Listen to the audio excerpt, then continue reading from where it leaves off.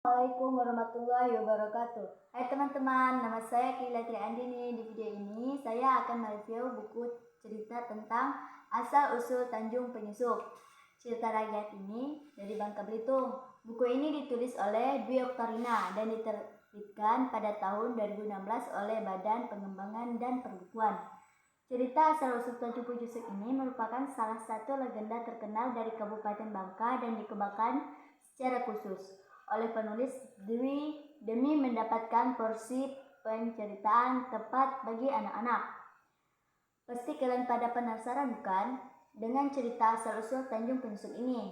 Yuk langsung aja kita mulai mereview. Asal-usul Tanjung Penyusup. Di taman yang dipenuhi bunga dan rerumputan, senja menyeratkan temaram keemasan. Di sana duduk bersama seorang laki-laki dan perempuan. Wajah laki-laki itu tampan dan menyiratkan kebijaksanaan. Dialah Baginda Hasyim, raja yang berkuasa di wilayah Bangka bagian utara. Di sampingnya duduk seorang perempuan berparas jelita. Namun sayang, senyum tak tampak di bibirnya. Baginda Hasyim berpantun untuk menarik perhatian Ratu Malika, permaisuri yang sangat dicintainya. Tidak tampak perubahan di raut wajah Ratu Malika. Lengkungan senyum belumlah menghias wajahnya yang jelita. Ratu Malika memandang suaminya sambil berkaca-kaca. Ia tak sanggup untuk meneteskan air mata. Raja dan Ratu memang telah lama menikah, tetapi belum kunjung diberikan keturunan oleh Tuhan. Hal ini terkadang membuat hati Ratu Malika gundah gulana. Istriku, permata hatiku, baiknya kita harus bersabar menghadapi permasalahan ini. Denganlah engkau bermuram durja. Hatiku pun sedih melihatnya, ujar Baginda Hasyim sembari menepuk-nepuk pundak Ratu Malika dengan lembut. Ratu Malika tampak diam saja. Sesekali pandangannya menerawang jauh ke atas sana. Suamiku, mengapa hingga kini kita belum jua dikaruniai keturunan? Siapakah kelak yang akan meneruskan tampuk kepemimpinan kerajaan ini jika kita sudah tak ada lagi di dunia? Ratu Malika bertanya dengan pelan. Wajah bulatnya terlihat murung dan lesu. Baginda Hasyim hanya berdaham dan tidak bisa menjawab pertanyaan yang diajukan istrinya. Keduanya hanya bisa berdiam memandang ke arah kejauhan. Istriku, kita harus tetap bersabar menghadapi keadaan ini. Tentu Tuhan tidak akan menimpakan permasalahan yang tidak dapat kita tanggung dan selesaikan. Aku berharap engkau akan terus bersabar, Ratuku. Baginda Hasyim berupaya menenangkan perasaan Ratu Malika yang terlihat sangat cemas dan gelisah.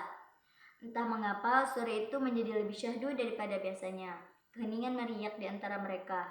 Raja dan Ratu akhirnya tenggelam dalam pikirannya masing-masing. Kedatangan para pedagang semakin membuat ramai negeri tersebut. Terkadang para pendatang itu terpikat dengan kecantikan para gadis asli Pulau Bangka dan akhirnya akan menikahi mereka. Dengan demikian, bertambah banyaklah penduduk yang ada di sana. Baginda Hasyim merupakan keturunan ketujuh dari silsilah Sultan Utsman Hamidi, penguasa wilayah Bangka yang sangat terkenal seantero Nusantara. Sejak masa pemerintahan Sultan Utsman Hamidi, Bangka sudah mulai dikenal sebagai kota pelabuhan dan pusat perdagangan di bawah pengaruh kerajaan Sriwijaya. Sejak diangkat menjadi raja dan memerintah negeri Bangka Utara, Baginda Hasyim mengutamakan sikap arif bijaksana. Ia mengutamakan kepentingan rakyat di atas kepentingan sendiri. Hal itu membuatnya sangat disayangi oleh semua orang. Roda pemerintahan berjalan dengan sangat lancar di bawah kendali Baginda. Keadaan masyarakat yang berada di bawah kepimpinan Baginda Hasyim sangat makmur dan aman terkendali. Para nelayan hidup dengan menggantungkan kehidupannya pada laut. Begitu pula dengan para petani dan peladang yang menggarap lahan dengan baik. Kesedihan hati sang ratu. Suatu ketika, di negeri Bangka Utara diadakan upacara adat yang dilaksanakan lepas 7 hari setelah masa panen raya. Upacara adat ini merupakan salah satu ungkapan syukur dan terima kasih kepada Tuhan Yang Maha Esa atas berkat karunia hasil panen yang melimpah ruah. Seluruh masyarakat